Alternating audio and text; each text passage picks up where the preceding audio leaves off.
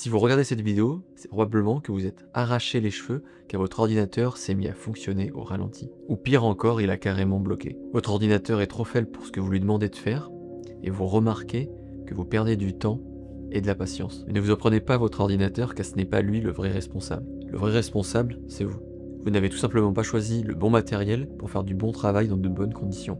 Et vous inquiétez pas, j'ai moi-même fait cette erreur à mes débuts. Mon PC était trop juste pour supporter le poids des fichiers et la demande d'Adobe Premiere Pro en ressources. Donc je rencontrais des problèmes qui me prenaient du temps, ce qui crée du retard et du stress. Je me retrouvais encore le soir tard à devoir terminer. Mais tout ça c'est parce que comme moi à ce moment-là, il vous manque certaines informations pour faire le bon choix. Donc je vais vous les donner. Pour ne pas avoir ces ralentissements, je vous recommande d'opter pour un minimum de 16 Go de RAM. Ne vous perdez pas dans les connaissances techniques de votre ordinateur, c'est souvent inutile pour ce que vous faites. Donc choisissez 16 Go de RAM minimum. Pour des performances de stockage rapides, privilégiez un SSD de 1 Tera minimum. Fermez aussi les applications inutiles pendant vos montages. Faites en sorte que votre ordinateur loue toutes ses capacités à votre montage. Bien entendu, soyez bien à jour dans vos mises à jour. Si votre ordinateur a du mal, vous pouvez aussi faire comme je faisais avec mon ancien PC, c'est-à-dire d'utiliser des proxys. Pour faire simple, votre logiciel de montage crée des copies de vos fichiers en moins bonne résolution, car avec ceci, ce sera plus facile pour lui de travailler. Et ensuite, lors de l'exportation de votre vidéo, il reprend les fichiers originaux. Ce n'est pas la méthode la plus agréable car ça rajoute une étape au processus de montage, mais ça dépanne quand on ne peut pas changer d'ordinateur dans l'immédiat. Ensuite, évitez les codecs vidéo trop complexes pour le logiciel de montage. Il va toujours avoir une préférence pour le ProRes ou le MP4. Ensuite, ce qui vous aidera, c'est de privilégier les puces M1 ou M2